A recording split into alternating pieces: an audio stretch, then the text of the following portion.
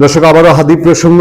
ইনকিলাব মঞ্চের হাদি গুলিবিদ্ধ হয়েছেন, আপনারা জানেন, এবং খুবই ক্রিটিক্যাল সিচুয়েশন তার। এবং যারা ইতিমধ্যে সোশ্যাল মিডিয়ায় তার সেই গুলিবিদ্ধ অবস্থা রিক্সার ছবি দেখেছেন, আগে জানা গিয়েছিল তিনি মোটরসাইকেলে এবং গাড়িবহর মোটরসাইকেলে তার সঙ্গীদের নিয়েছিলেন। পরে জানা গেল তিনি রিক্সায় ছিলেন, মোটরসাইকেলে করে এসে তার উপর গুলি করা হয়েছে। শেষ খবর পাওয়া পর্যন্ত হাদি কোমায় চলে গেছেন, কারণ তার কানে গুলি লেগেছিল। আমরা এর আগে আপনাদেরকে জানিয়েছি, আপনারা জেনেছেন।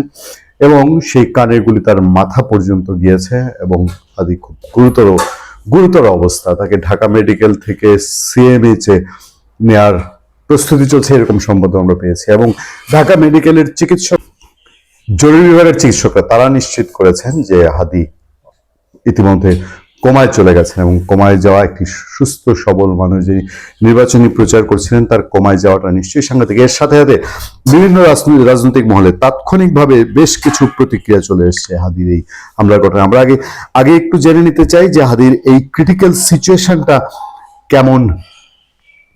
শেষ পর্যন্ত যে খবর পাওয়া যাচ্ছে যে ইনকিলাব মঞ্চের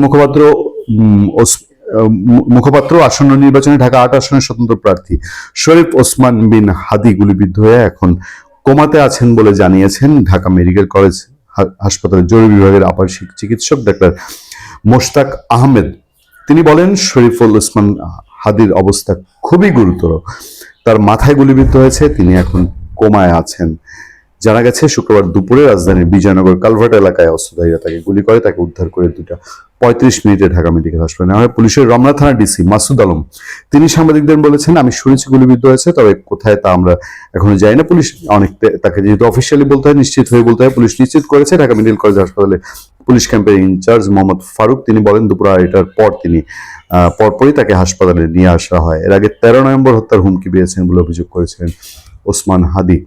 13 নভেম্বর গত মাসে তার মোবাইল নম্বরে বিদেশি নম্বর থেকে কল করে ও টেক্সট দিয়ে এসব হুমকি দেওয়া হচ্ছে বলেও জানিয়েছিলেন তিনি। ওই দিন রাতে সোশ্যাল মিডিয়ায় ফেসবুক এক স্ট্যাটাসে হাদি লেখেন, গত 3 ঘন্টায় আমার নম্বরে লীগের খুনিরা অন্তত 30টি বিদেশি নম্বর থেকে কল ও টেক্সট করেছে। তিনি লেখেন, যার সামারি হলো, আমাকে সর্বক্ষণ নজরদারিতে রাখা হচ্ছে, তারা আমার বাড়িতে আগুন দেবে, আমার মা বোন স্ত্রীকে ধর্ষণ করবে, আমাকে হত্যা করবে। তিনি আরো লেখেন, 17 তারিখ খুনি হাসিনা রায় হবে 1400, মানে গত মাসে যেহেতু তার স্ট্যাটাস 1400 শহীদের রক্তে ঋণ হয়ে হাজির তার মতো করে লিখেছিলেন যে এক হাতে আরবার হত্যার মধ্যে দিয়ে হাজারো আরবার জন্ম হয়েছে এদেশে। হাদির সমর্থকরা কথা বলছেন, আমরা এই তথ্যটা আরো সুনিশ্চিত হওয়ার জন্য আমরা বিভিন্ন মাধ্যমে যোগাযোগ করেছি এবং আমরা নিশ্চিত হয়েছি যে হাদি আসলে জীবন মৃত্যুর মাঝামাঝি লড়াই করছেন, তিনি কোমায় আছেন। তার ঘটনাটি আরো ডিটেল জানা গেছে যে ঢাকা 8 আসনের স্বতন্ত্র প্রার্থী ও ইনকিলাব মঞ্চের মুখপাত্র শরীফুল ইসলাম হাদি গুলিবিদ্ধ হয়েছেন শুক্রবার। পুলিশ ও মতিঝিল থানার উপকমিশনার ডিসি মোহাম্মদ হারুনুর রশিদ তিনি বলছেন, বেলা 2:10 বা 20 মিনিটের দিকে হাদি রিকশায় চড়ে কোথাও যাচ্ছিলেন। সে সময় পেছন থেকে মোটরসাইকেলে এসে 2 যুবক গুলি করে পালিয়ে যায়। সিসিটিভি ফুটেজ সংগ্রহ করা হচ্ছে এবং হামলাকারীদের শনাক্তের চেষ্টা চলছে।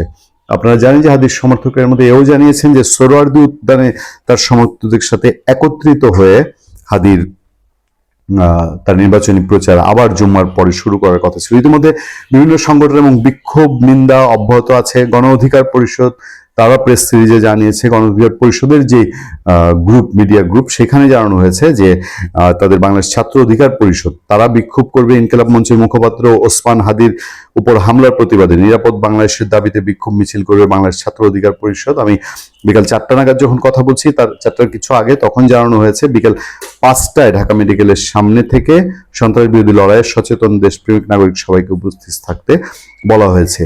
বিএনপির দিক থেকেও একটি প্রতিক্রিয়া জানা গেছে এবং বিএনপির মহাসচিব মির্জা ফখরুল ইসলাম আলমগীর তার তাৎক্ষণিক প্রতিক্রিয়া আমরা জানতে পেরেছি যে বিএনপির মহাসচিব মির্জা ফখরুল ইসলাম আলমগীর তিনি বলছেন, ওসমান হাদিকে গুলির ঘটনায় সরকার দ্রুত ব্যবস্থা নেবে। মির্জা ফখরুল গুলিবিদ্ধ হয়ে হাসপাতালে চিকিৎসাধীন ঢাকা 8 আসনের সম্ভাব্য স্বতন্ত্র প্রার্থী ও ইনকিলাব মঞ্চের মুখপাত্র শরীফ ওসমান হাদির দ্রুত সুস্থতা কামনা করেছেন বিএনপি মহাসচিব মির্জা ফখরুল ইসলাম আলমগীর। তিনি বলেন, আশা করি অন্তর্বর্তী সরকার সংশ্লিষ্ট কর্তৃপক্ষ দ্রুত দৃঢ়ভাবে ব্যবস্থা নেবে। শুক্রবার বেলা 3টার পর নিজের ভেরিফাইড ফেসবুক পেজে দেয়া এক পোস্টে মির্জা ফখরুল ইসলাম আলমগীর এ কথা বলেছেন ফেসবুক পোস্টে। মির্জা ফখরুল বলেন, এই মুহূর্তে যে খবর পাওয়া যাচ্ছে তাতে বলা হচ্ছে ঢাকা ৮ আসনের স্বতন্ত্র এমপি প্রার্থী ওসমান হাদী গুলিবিদ্ধ হয়েছেন, তাকে হাসপাতালে নেওয়া হয়েছে। আমি তার দ্রুত সুস্থতা কামনা করছি। আমি আশা করি অন্তর্বর্তী সরকার ও সংশ্লিষ্ট কর্তৃপক্ষ দৃঢ়ভাবে ব্যবস্থা নেবে। বিএনপি মহাসচিব আর বলেন, গণতন্ত্রের রাজনৈতিক সহিংসতার কোনো জায়গা নেই, কোনো সময়ই না। মতাদর্শ যাই হোক, যে কেউ ভয়ভীতি বা শক্তির আশ্রয় নিলে তাকে একসঙ্গে প্রত্যাখ্যান করতে হবে। বিজয়নগরের ঘটনা ঘটেছে। আমরা আরেকটু জিনিস খেয়াল করেছি, সেটা হলো এই দিনেই একটা ভিন্ন নিউজ আছে। আমরা নিশ্চয়ই এই বিষয়টা নিয়ে পরবর্তীতে আরো ডিটেইল আলোচনা করব, বাট তাৎক্ষণিকভাবে খবরটা আমাদের চোখে পড়েছে এবং আমার কাছে মনে হয়েছে যে এগুলোর মধ্যে কোনো যোগসূত্র আছে কিনা বা কোনো কিছু আঁচ করতে পেরেছেন কিনা, সরকারের কাছে কোনো তথ্য আছে কিনা। প্রধান উপদেষ্টা প্রেস সচিব মোহাম্মদ শফিকুল আলম তিনি বলেছেন, নির্বাচন বানচালের চেষ্টা করছে আওয়ামী লীগ। ফ্যাসিস্টের রাজনৈতিক দলটি দেশের জ্বালাও পোড়াও চালিয়ে প্রমাণ করছে তাদের নেশাই সন্ত্রাসী কর্মকাণ্ড। গত 12 ফেব্রুয়ারি জাতীয় সংসদ নির্বাচন আগামী 12 ফেব্রুয়ারি জাতীয় সংসদ নির্বাচন অনুষ্ঠিত হবে। দেশি বিদেশি কোনো শক্তি নির্বাচন বানচাল করতে পারবে না। শরীয়তপুরে তিনি এই কথা বলেছেন। তিনি বলছেন, কোন শক্তি নির্বাচন বাধাগ্রস্ত করতে পারবে না।